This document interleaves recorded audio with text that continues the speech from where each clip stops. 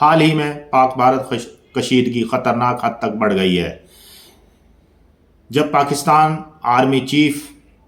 General Asim Munir نے امریکہ کے دورے کے دوران ایک بیان دیا جس میں انہوں نے پاکستان کو سست مگر تباہ کن ہیوی ٹرک اور بھارت کو تیز مرسڈیز سے تشبیہ دی اور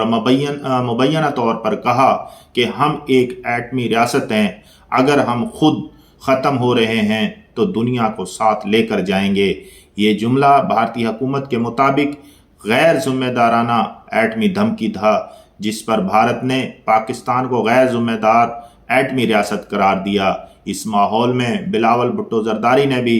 بھارت کو 6 دریا واپس لینے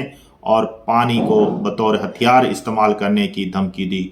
جبکہ وزیر اعظم شہباز شریف نے اعلان کیا کہ اگر بھارت انڈس واٹرز ٹریٹی کے تحت پاکستان کے پانی پر قبضہ کرنے کی کوشش کرے گا تو اس کا فیصلہ کن جواب دیا جائے گا۔ پانی کے مسئلے پر دونوں ممالک کے بیانات نے کشیدگی میں مزید اضافہ کر دیا ہے، خصوصاً جب پاکستان نے بین الاقوامی ثالثی عدالت کے فیصلے کو اپنے حق میں قرار دیا اور بھارت نے اس عدالت کے دائرہ اختیار کو مسترد کر دیا۔ اس صورتحال نے نہ صرف ایٹمی یا فوجی خطرات کو جنم دیا بلکہ پانی جیسے بنیادی وسائل کو بھی سیاسی اور اسٹریٹجک ہتھیار بنا دیا۔ دونوں ممالک میں میڈیا، سوشل میڈیا اور سیاسی حلقوں میں یہ بیانات عوامی جذبات کو بھڑکا رہے ہیں، جبکہ عالمی برادری اور علاقائی تجزیہ کار اس کو ممکنہ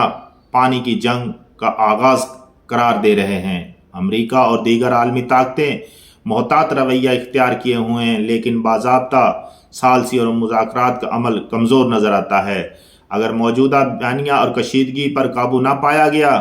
یہ تنازع خطے کے امن و استحکام کے لیے شدید خطرہ بن سکتا ہے، جس سے نہ صرف سفارتی تنہائی کا خطرہ بڑھ جائے گا بلکہ وسائل کی جنگ کا نیا باب بھی کھل سکتا ہے۔ اس لیے فوری طور پر دونوں ممالک کے مذاکرات کے دروازے کھول کر ایک منطقی، مربوط اور عالمی تعاون پر مبنی حکمت عملی اپنانی ہوگی تاکہ یہ بحران پرامن حل کی طرف موڑ دیا جا سکے۔